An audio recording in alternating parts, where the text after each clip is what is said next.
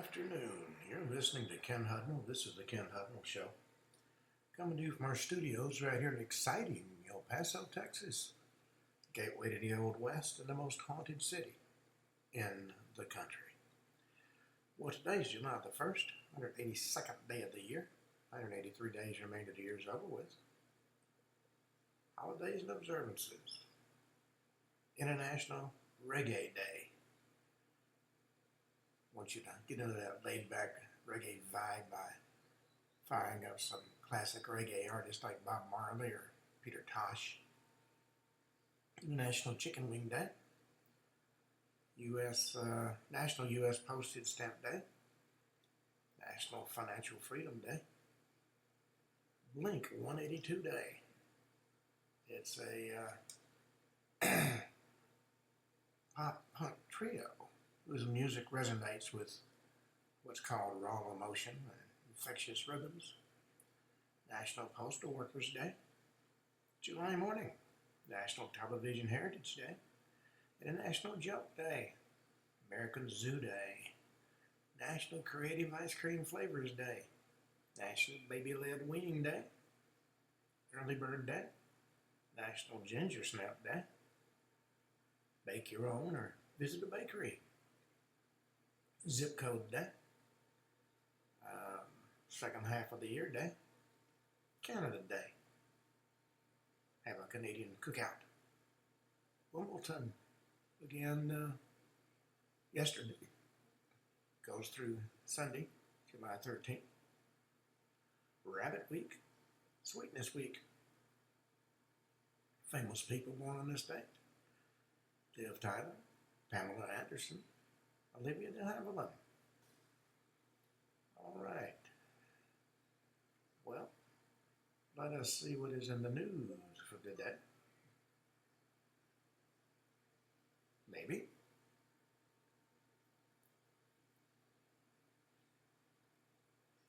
Okay, Trump just departed for Florida to visit Alligator Alcatraz.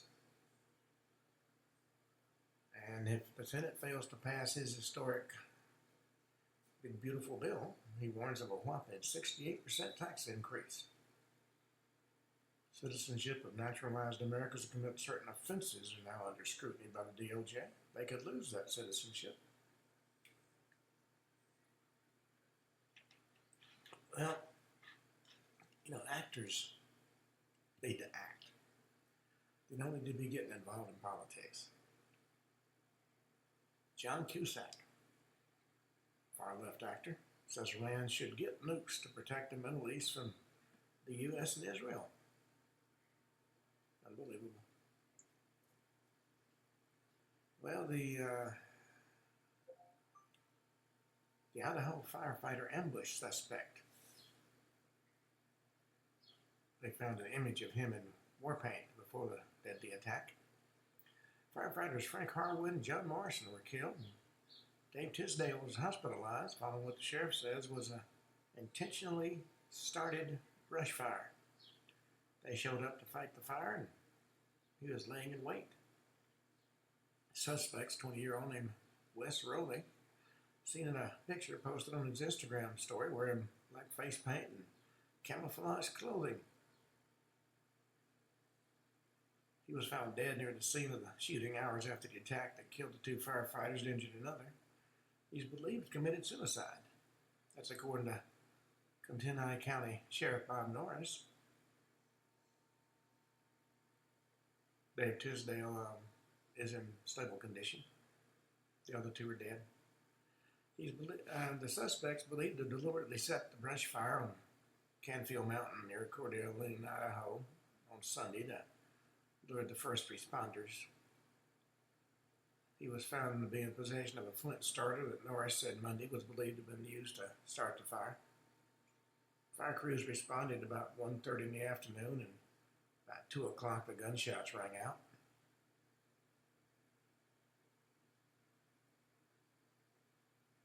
Well, marijuana is not harmless.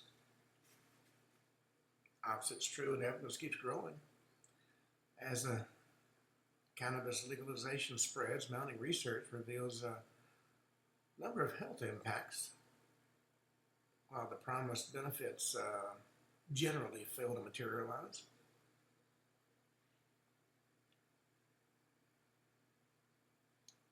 Experts share which breads are the healthiest. Certain bread is avoided based on the recommendation of dietitians and doctors. Joe Rogan discussed it in some detail on the Joe Rogan Experience. He says most of the breads in the U.S. are unhealthy and contribute to inflammation. I remember growing up, I was so underweight. My doctor actually gave my mother a prescription for a loaf of colonial bread.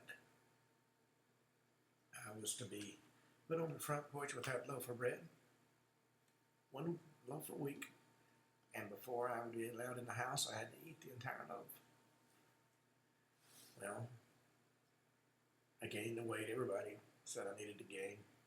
I don't know if the bread had anything to do with it or not. Well, a former channel star has now become a media sensation. Conservative star Brett Cooper recalls being pelted with the Communist Manifesto at a UCLA party. She's a former child actor turned media personality. She's joined Fox News as a contributor after building a massive online following.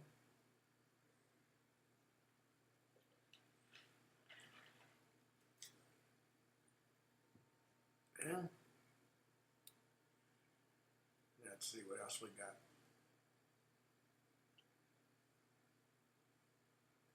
Family of one of the victims of Brian Kohlberger says they were sent into panic mode. There's now a plea deal on the table. The death penalty has been removed. He'll get life in prison.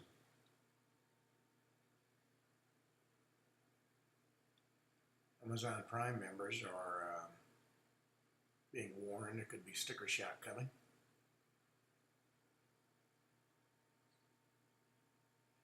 Well,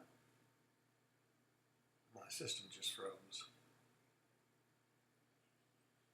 Let's try it again. Well, they're predicting imminent price hikes. Attorney General Pam Bondi's fired a warning at the creator of a controversial app that tracks ICE sightings. Far-left mayoral candidate in New York City wants to ban all guns.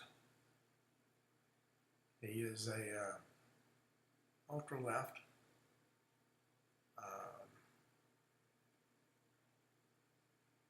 somebody who pushes the international intifada.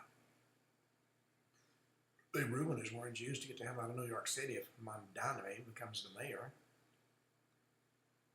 He says there'll be pogroms if the Democratic Socialist wins in November. He beat Cuomo, but quite frankly, my dog could have beat Cuomo. Well, AOC claims to be a Bronx girl, but in actuality, she grew up in a wealthy enclave. Her childhood nickname has been revealed amid all her Bronx girl claims. She's come up with a tough Bronx girl persona.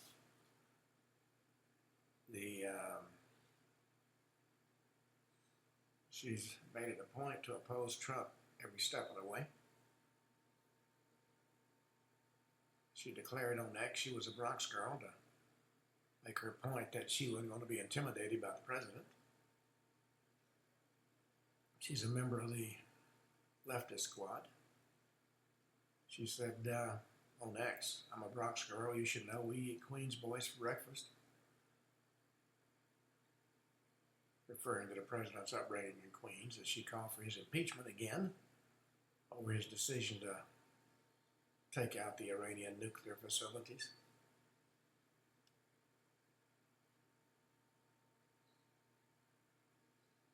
Let's see.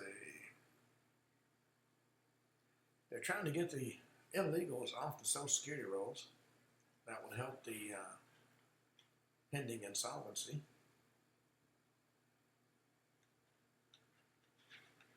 The problem is, a lot of our leftist elected officials are bending over backward to help the illegals. I know locally, our congresswoman, who I helped get elected,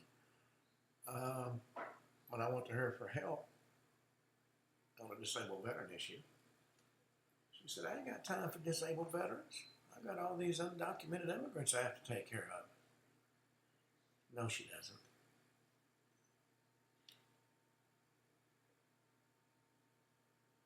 Well, issues with the Diddy trial. They did not sequester the jury, and that may well be an issue.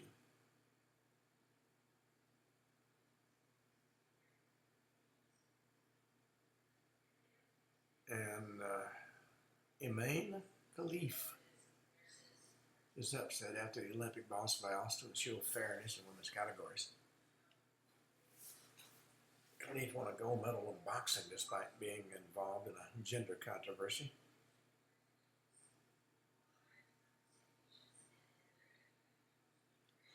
Faces questions about whether he or she was eligible to compete in the women's category in the 2024 Paris Olympics.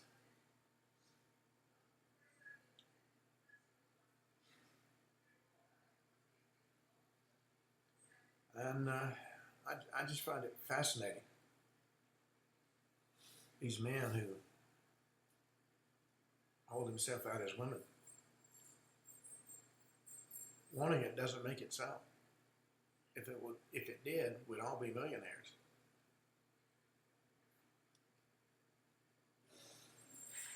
Well, teachers' union bosses are split over Supreme Court ruling on parental rights to shield kids from LGBTQ issues. You know, they want to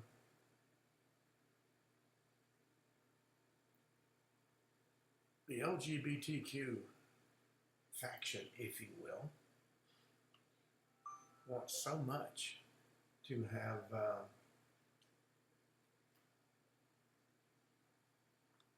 them to be accepted as a main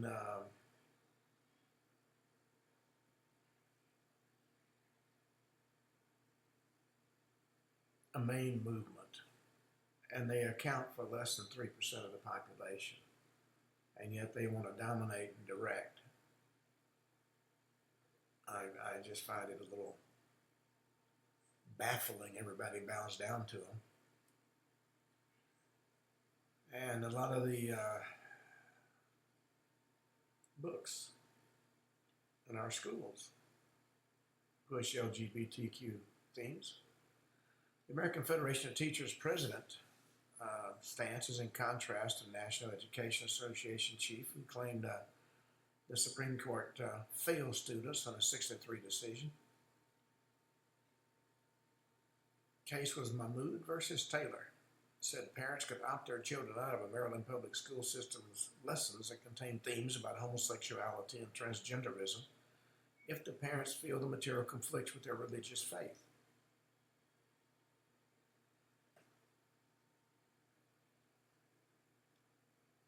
Now, the Pope and the State Department have condemned the latest massacre of Christians by Islamist militants in Nigeria.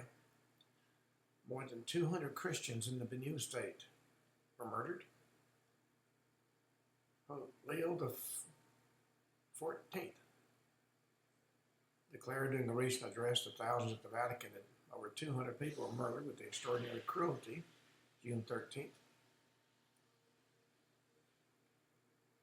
Late yesterday, a State Department spokesman told Fox News we strongly condemn these increasing attacks, including the recent massacres in Benue State, which primarily targeted Christian farming villages.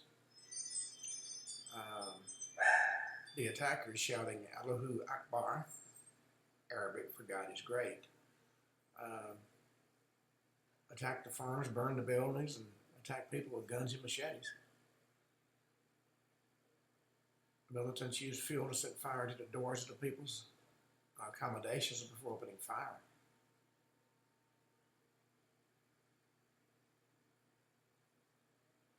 Apparently, according to the Open Doors International 2025 World Watch List, Nigeria is one of the most dangerous places in the world to be a Christian.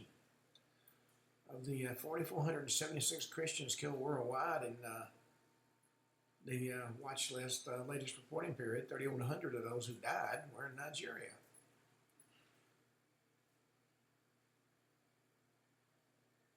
A girl fell off a Disney cruise ship, and the father immediately jumped in to save her, and he was successful.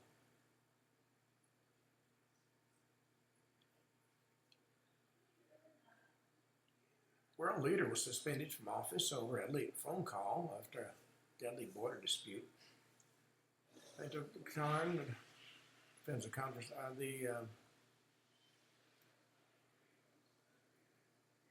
Thai Prime Minister Paitong Tarn Shinawatra was suspended from office Tuesday in an ongoing ethics investigation over a leaked phone call with a senior Cambodian leader.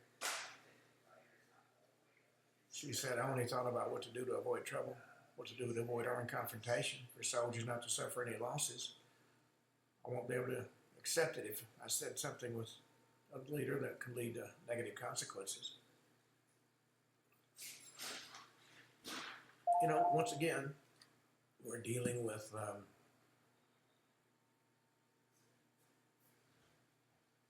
backbenchers, as I call them, trying to control everything.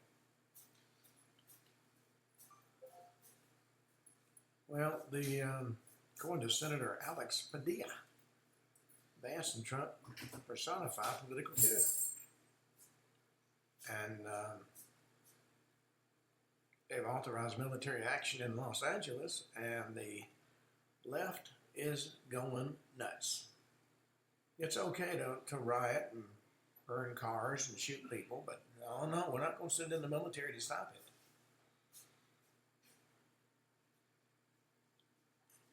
Now, let's see. Friday, of course, is Independence Day.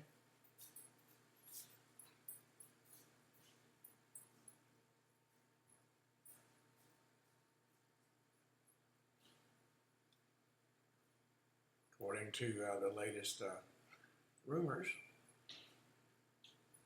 employers are finding younger staff less reliable. But that's not true in every case.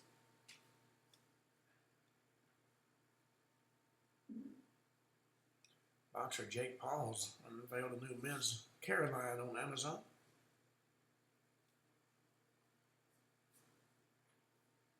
Trump shifts the battleground in the fight against brazen election interference by an Iowa pollster. This pollster in Iowa showed Kamala Harris with a big lead, which wasn't true. Now, according to what I'm reading, he dropped his federal case against the Iowa pollster, J. Ann Seltzer, in the Des Moines Register on Monday and refiled in state court after accusing him of brazen election interference with their final 2024 Iowa presidential poll.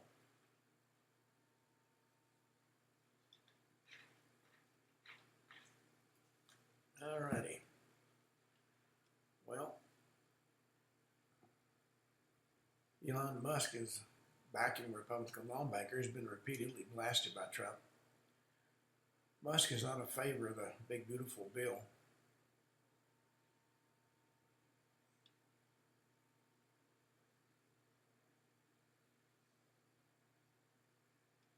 There's a group of people who think we shouldn't be thinking about building manned fighters for the last half of the century, so we're using drones.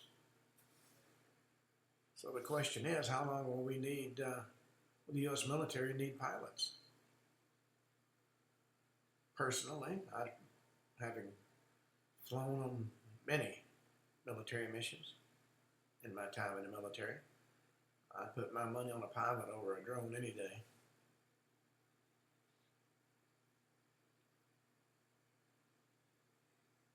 Chicago clinic is offering controversial third trimester abortion services up to 34 weeks.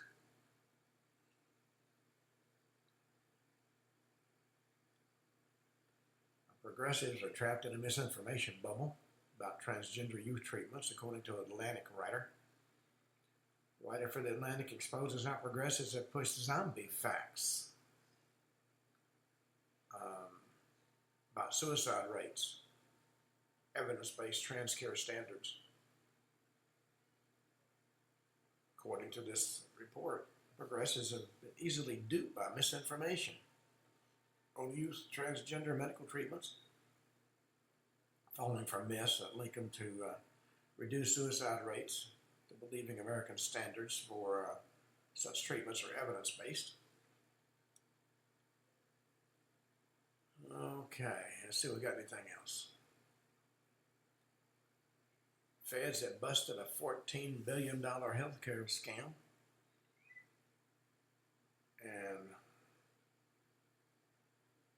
on that note, let's see what else we got.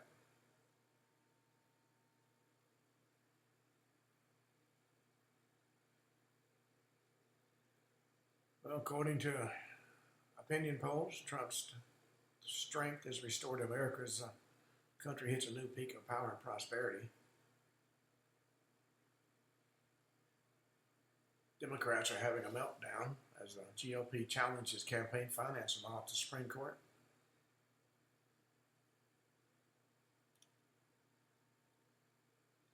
Well, Mandami refuses to condemn global intifada. Since he's a Muslim, he's under pressure from both sides. Trump, as an administration probe, accuses Harvard of discriminating against Jewish students.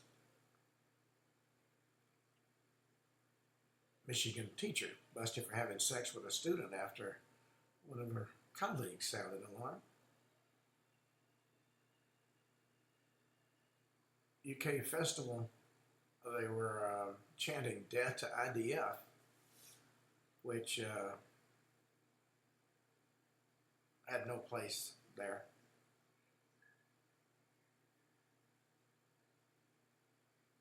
Future King Prince William sees Uncle Prince Andrew as a threat to the monarchy. UC Davis's brain-computer interface has restored real-time speech for people with paralysis. Now we got a lot of news today. Florida beachgoer out walking early in the morning discovered $500,000 worth of drugs, cocaine I think it was, in little black packages washed up on the beach. All right, well, let's go back to our UFO topic.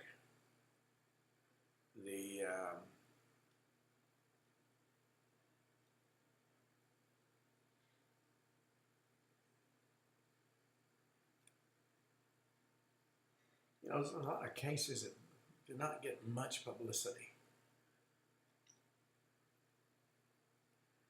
Let's talk about the Valensole incident in France. The farmer had a close encounter with the UFO and its occupants. It's July 1st, 1965. Province Alpes Côte d'Azur, the city Valensole. This is one of the most famous cases of French ufology. Located in the small village of Valensole in the southeast of France.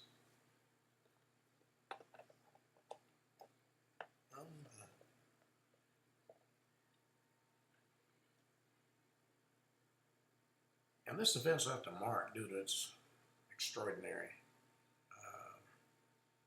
nature and the precise details reported by the main witness, Maurice Massé, local farmer. On the morning of July 1st, 1965, he was preparing for an ordinary day at work in his lavender fields. But what actually happened was anything but ordinary. According to his testimony, while he was inspecting his property, he saw an unidentified flying object land near it. Object, described as being shaped like a capsule or an egg, was about 2.5 meters high and about 4 meters wide. He heard a humming sound and the craft rested on legs of some sort. What makes this incident particularly intriguing is the presence of two small beings about a meter tall, dressed in gray suits, who were observed near the UFO.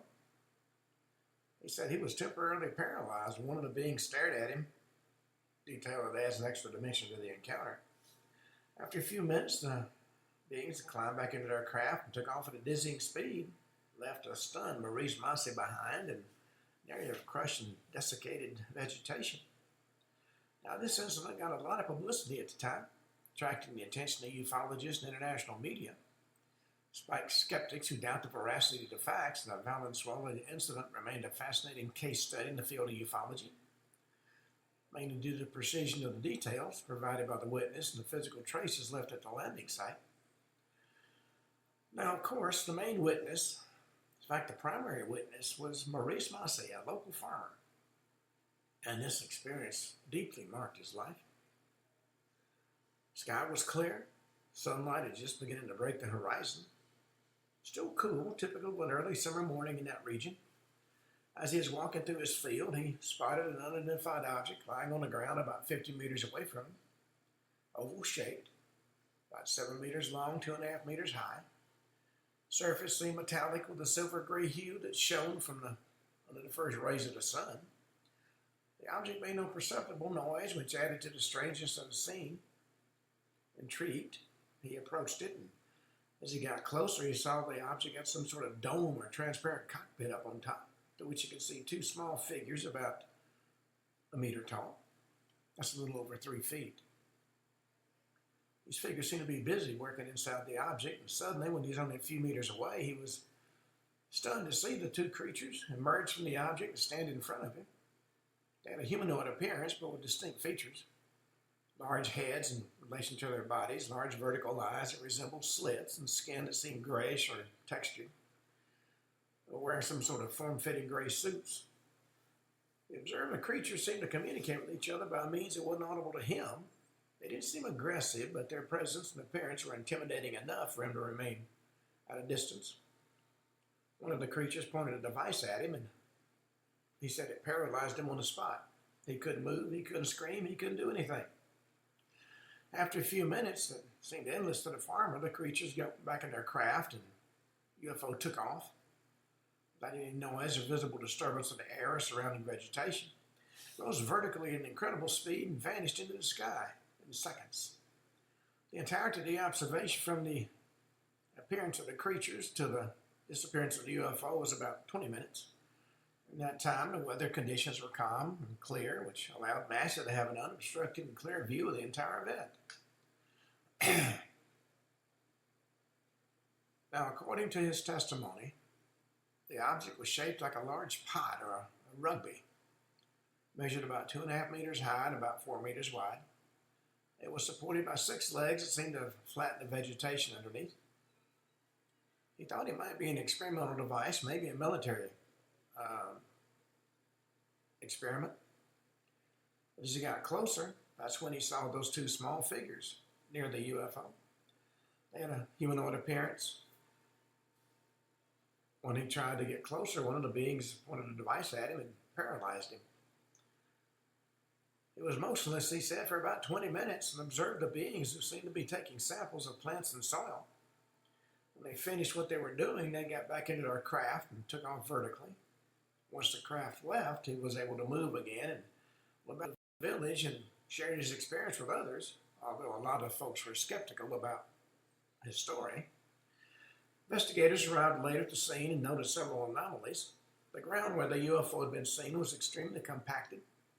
Plants seemed to have undergone cellular modifications as if they had been exposed to an intense source of heat or radiation. Observations were documented and analyzed, but no definitive explanations ever been found. The gendarmes, or the police of Valensole, were the first to react.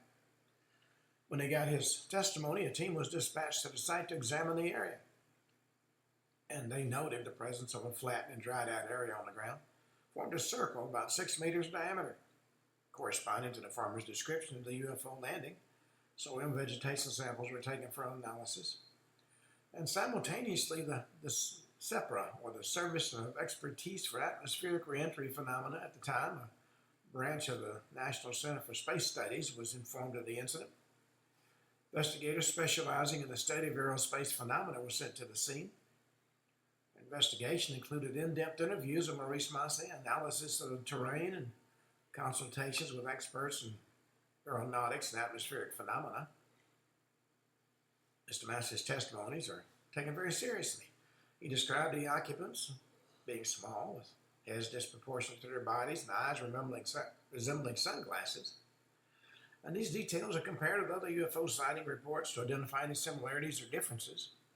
Soil and vegetation analysis didn't reveal any traces of radiation or unknown chemical substances that could explain the sterilization of the landing area. However, experts did note that the arrangement and nature of the damage to the plants could be consistent with a strong presence of heat or pressure. The investigation also took into account the psychological conditions and credibility of Maurice Massey. Psychologists were consulted to assess his mental state and reliability as a witness, and he was deemed sane and sincere in what he had to say. Well, after several months of investigation, the final report from SEPRA concluded the Valensole incident remained unsolved, classifying the event as an RR3 type UFO sighting, close encounter of the third kind. Although conventional explanations for such as optical illusions or natural phenomena were considered, none were definitively proven. One of the most popular theories, of course, is that of extraterrestrial visitation. According to this hypothesis, the object that Massey saw was a spaceship from an advanced civilization from another planet or solar system. The beings he described, small, disproportionate heads and large oval eyes, match what many imagine to be extraterrestrials. This theory is supported by the detailed description of the craft and the creatures, as well as the fact that objects left physical traces on the ground. However, this interpretation is contested by a number of other theories. Alternative explanation suggests the incident could have been an elaborate setup to test the public's reaction to a fake alien invasion in the context of the Cold War and the climate of fear and paranoia that prevailed at the time. This theory, of course, relies on the fact that the 1960s saw an increasing number of UFO hoaxes, often perpetrated with the aim of creating a media sensation or manipulating public opinion. Another hypothesis considers the possibility of hallucination or confusion due to a state of stress or exposure to chemical substances. Maurice Massey, being a farmer, could have been exposed to pesticides or other chemical products that could have altered his perception and induced visions or hallucinations. This theory is often put forward to explain isolated UFO sightings where the witness is alone without external corroboration. And furthermore, some researchers propose a psychosocial explanation suggesting the incident could reflect the fears and anxieties of the time, particularly the fear of invasion and otherness. According to this view, the Valensole incident could be a manifestation of the collective unconsciousness, a sort of metaphor for the tensions and uncertainties of the period.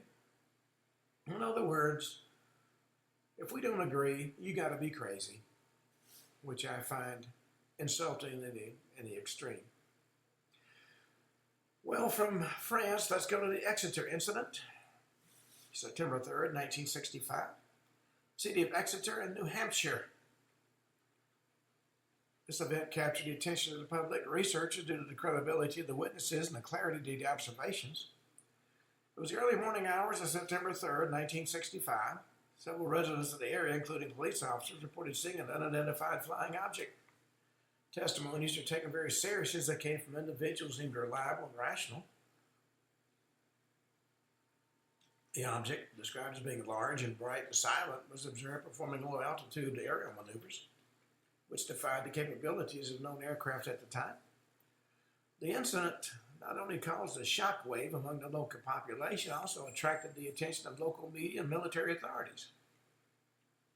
Subsequent investigation raised more questions than answers, of course, fueling debates and speculations about extraterrestrial presence and governmental transparency. The Exeter incident remains an emblematic case, often cited in discussions about UFOs, illustrating the complexity and enduring intrigue that these observations often generate.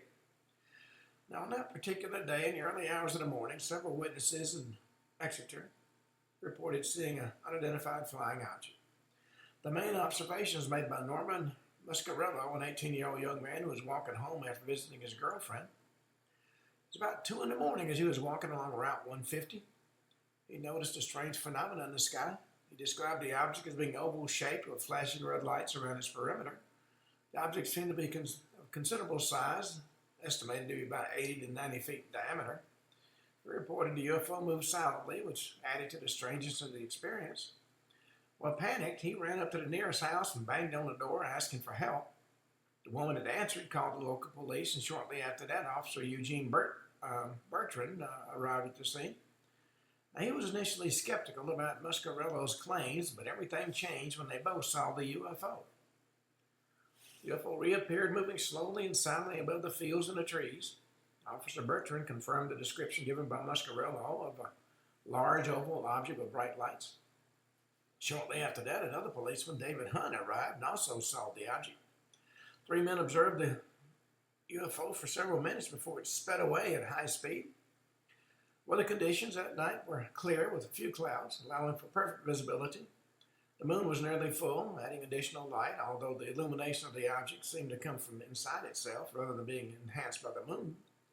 Witnesses noted the object had the ability to completely stop in the air and change direction at a sharp angle without any notice, which defied the laws of physics as they were known at that for traditional aircraft. Now, the observation lasted in total about an hour, with several appearances and disappearances of the object. Each time it came back, almost seeming to play a game of hide and seek with the witnesses. The intensity of the light also varied, ranging from very bright to almost extinguished, which added to the mysterious aspect of the experience. The incident also was widely reported in the following days, attracting the attention of local and national media as well as UFO investigators. Despite numerous theories and speculations, the Exeter incident remained unsolved, leaving behind a lasting mystery about what the witnesses actually saw that night. Now, Norman Muscarello, an 18-year-old young man, was the first to report the UFO, as I said. Walking home, 2 in the morning, saw bright lights in the sky above a neighboring field. According to him, the object was huge with flashing red and white lights. He said it had a disc shape and making a beating noise as if a huge bird was flapping its wings. And then Officer Bertrand and Officer Hunt arrived at the scene. Bertrand had already met a panicked woman early in the night who had described a similar encounter with a strange object. 2 officers accompanied Muscarello to the field where he'd seen the UFO, and when they arrived, they also observed this mysterious object. Bertrand and Hunt confirmed Muscarello's observations, noting the object was silent but seemed to emit a pulsing, a beating noise when it moved. And another important witness was Ron Smith, a local resident who was passing by in his car. He stopped upon seeing the group near the field and observed the UFO with them. He described the object as being oval-shaped with bright lights around its circumference. He said the object was moving erratically, changing direction several times before it sped away. Now, these testimonies, collected independently from each other, present striking similarities that added weight to the authenticity of the Exeter incident. Each witness described a large, bright object capable of aerial maneuvers that defied the capabilities of known aircraft at the time. After several witnesses, including the police officer, reported seeing an unidentified flying object, a series of official investigations was launched to clarify these mysterious observations. From the first reports, Project Blue Book, a program dedicated to the study of UFOs, took the matter very seriously. Investigators from Blue Book arrived on the scene to collect testimonies and analyze the available data. Their goal was to determine the nature and origin of the observed object in order to verify if it presented a threat to national security. Testimonies collected by the investigators are particularly detailed. The main witnesses, including police officer Eugene Bertrand and young Norman Muscarello, described a large bright object with flashing red lights and seemed to follow an intelligent trajectory. These descriptions were corroborated by the other independent witnesses in the region at the time. Initial analysis of the investigators attempted to find conventional explanations such as airplanes, weather balloons, or astronomical phenomena. However, none of these hypotheses matched the descriptions of the witnesses. Object didn't correspond to any known aircraft, and its behavior didn't follow the typical pattern of natural or identified flying objects. In the face of the absence of conventional explanations, the investigation turned to other leads, including the possibility of an unknown or extraterrestrial technology. However, the Blue Book Project was also criticized for its approach, often deemed too skeptical or oriented towards denial, which fueled controversies and conspiracy theories among the public and ufologists. The final conclusion of the Blue Book Project report on the Exeter incident was ambiguous. Officially, the object was not identified, and the investigation classified the object as unresolved. This conclusion didn't satisfy a lot of the observers who felt the investigation wasn't being conducted with enough rigor or open-mindedness. In response to public pressure and general dissatisfaction with the government's handling of the UFO cases, other investigations have been conducted by independent groups and private researchers. And these investigations often led to similar conclusions, noting the absence of plausible explanations based on existing human technologies or knowledge. Now, among the explanations put forward was the theory of the secret military aircraft, and that's often a cited theory. According to this hypothesis, the observed object could be a prototype of an airplane or a drone secretly developed by the U.S. government. This theory is supported by the fact that a lot of UFO incidents have been reported near military bases or in areas of intense aeronautical activity. Skeptics of the extraterrestrial hypothesis argued the government has every interest in maintaining a certain ambiguity around such craft for reasons of national security. Another popular explanation is out of a collective hallucination. You're all nuts. Or maybe a misunderstanding.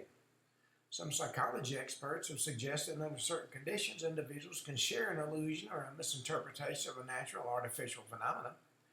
For example, the exceptionally bright planet Venus or meteorological balloons can sometimes be interpreted as abnormal objects by uninformed witnesses. You're just dumb. The extraterrestrial theory, though, remains the most fascinating for many UFO enthusiasts.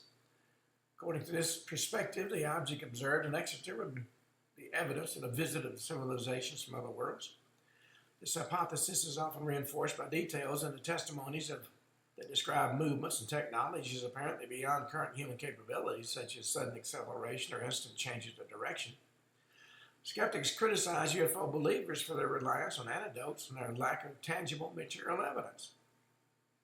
In response, ufologists often accuse skeptics of being closed-minded and complicit in a possible government cover-up. Now, from Exeter, let's go to the incident that happened at Edwards Air Force Base, October 7th, 1965. Edwards Air Force Base in California. Now, this incident is a significant event in the history of UFO sightings associated with military facilities. Edwards is located in the Mojave Desert, and it's a major center for flight testing and aeronautical development. It's a strategic site for the U.S. military. October 7th, several unidentified flying objects were reported by various witnesses on and around the base. These sightings triggered a series of communications between military personnel and air traffic controllers, as well as security alert across the base. The incident began early in the morning. Bright objects were spotted moving at speeds and with maneuvers that didn't correspond to conventional aircraft. Witnesses, including pilots, air traffic controllers, and ground staff, described the objects as being oval-shaped, emitting intense light.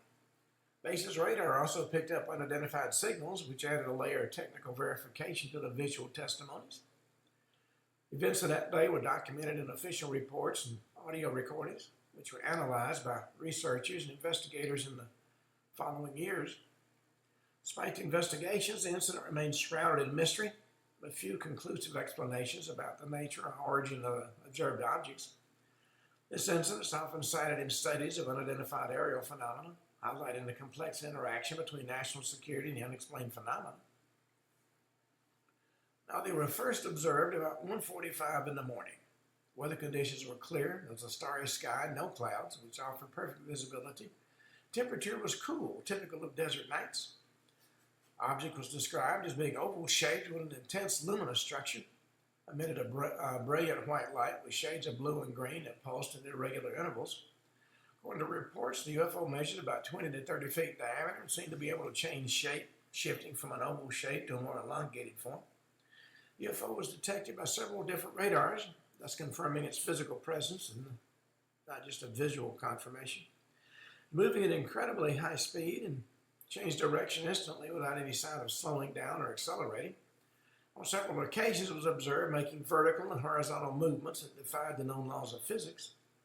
At one point, the object approached to a distance of about 300 meters from the control tower, allowing air traffic controllers and other witnesses on the base to have a close-up view. Witnesses reported the object emitted no audible sound, which added to the strangeness of the observation. Observation lasted about 2 hours, during which the UFO made several passes over the base, each following a different trajectory. At the end of the observation, the object accelerated at a dizzying speed upward and disappeared into the night sky, leaving behind a trail of light that quickly faded. Now, the first witness to the aerial phenomenon was Sergeant Charles Chuck Charles, who was on duty that night. First, to spot a stationary bright object in the sky, which he couldn't identify as a known airplane or helicopter. According to his testimony, the object was oval-shaped with an intense light that didn't blink, unlike conventional airplanes.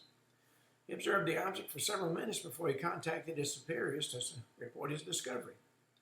Air traffic controller Harry Barnes, who played a key role in the incident, was alerted by Searles. He observed the object using ground radar.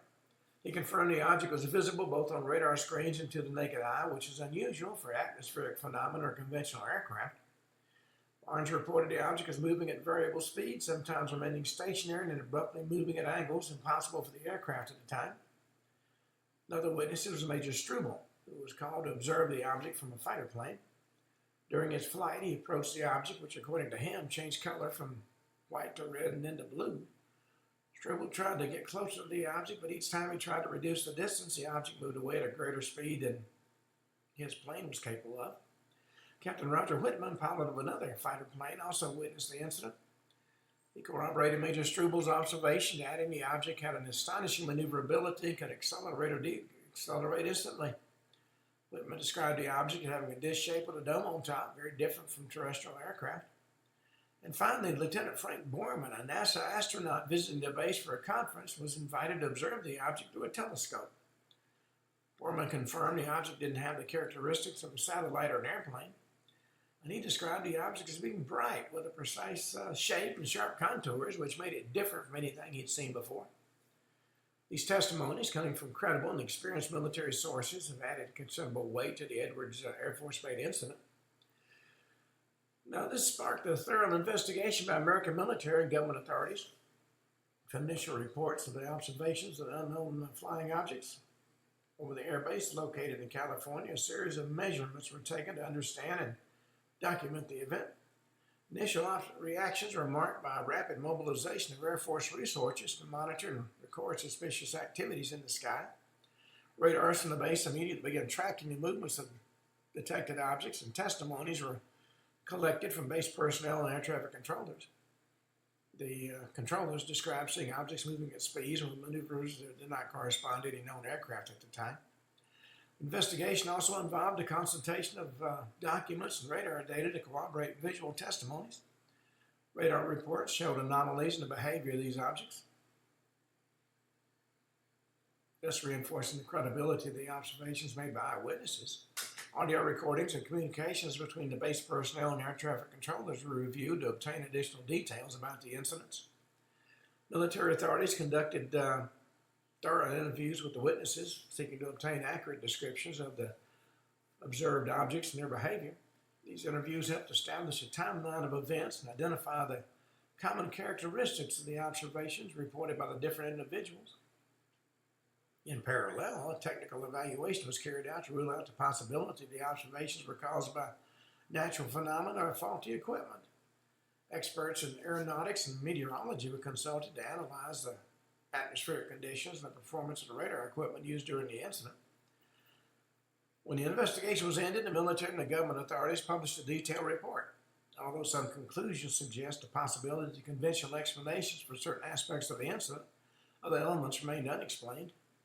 The report emphasized the need to continue monitoring and studying unidentified aerial phenomena, acknowledging limitations of knowledge and technology at the time to provide complete explanations. The first theory, of course, and often the most cited by skeptics, is that of a mistake of with natural phenomena or objects made by man. Some experts have suggested the lights and objects observed could be military aircraft or missile tests common in that area with a high military concentration. Others have proposed that the observations can correspond to atmospheric phenomena such as weather balloons, seeking to obtain accurate descriptions of the observed objects and their behavior. These interviews helped establish a timeline of events and identify the common characteristics of the observations reported by the different individuals. In parallel, a technical evaluation was carried out to rule out the possibility that the observations are caused by natural phenomena or faulty equipment. Experts in aeronautics and meteorology were consulted to analyze the atmospheric conditions and the performance of the radar equipment being used during the incident. At the conclusion of the investigation, the military and government authorities published a detailed report. Although some conclusions suggested the possibility of conventional explanations, that was not uniform across the report. It emphasized the need to continue monitoring. Others have proposed the weather balloon. The second theory suggested that observations were linked to secret experimental technologies. Edwards Air Force Base is known to be a testing site for new aircraft and advanced technologies. It's therefore plausible that what the witnesses saw were actually prototypes of airplanes or drones not yet revealed to the public. There's a third theory, more controversial: extraterrestrial intervention. This hypothesis is supported by ufologists who argue that the movements and capabilities of the observed objects exceed known human technologies. According to this perspective, UFOs would be vessels of non-earthly origins exploring and monitoring the Earth. And of course, there's the fourth approach: social psychology and human perception. Some researchers suggest the incident is a case of collective hysteria due to the tensions due to the Cold War.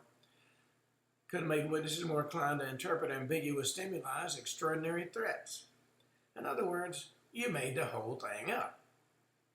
I don't think so. Well, from Edwards, let's go to the Kecksburg incident. The crash of an acorn-shaped object in Pennsylvania, December 9th, 1965. On that particular night, an unusual event shook the small town of Kecksburg, Pennsylvania. Residents witnessed the fall of an unidentified object in the local woods. On that day, in the late afternoon, witnesses in several American states, from Michigan to Pennsylvania, saw a bright fireball crossing the sky at incredible speed. Object described by some as acorn-shaped, the size of a small car, emitted whistles and crackles before crashing into the woods near Kecksburg. The impact caused a shock wave that was felt by local residents, and a lot of curious onlookers, as well as authorities, quickly went to the scene to investigate. When they got there, they discovered a charred, wooded area, and in the center, a partially buried metallic object. Descriptions of the object varied, but most witnesses agreed on its unusual shape, reminiscent of an acorn, with some sort of hieroglyphics engraved on the surface. Of course, almost immediately, the American military intervened, cordoning off the area and transporting the object in question to an unknown destination. This swift intervention and lack of official communication fueled numerous speculations and conspiracy theories regarding the origin of the object and the government's intentions. Despite repeated requests for information, details of the incident and analysis of the object remain undisclosed, leaving the Kecksburg incident shrouded in mystery to this day. It was about 4:45 p.m. local time when witnesses in several states of the U.S. as well as Canada saw the fireball cross the sky at incredible speed. But it's in Kecksburg that the story really gets going. Now, according to all reports, the object across the sky that day didn't resemble any known aerial phenomena.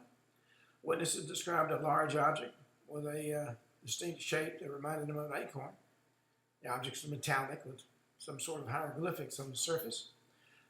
Marks weren't recognized as being from any known earthly language, which fueled speculations about the non-earthly origin of the object. The object emitted a whistling or buzzing sound, according to some witnesses, before it crashed into the woods near the town. The impact was powerful enough to shake the ground, be heard by local residents.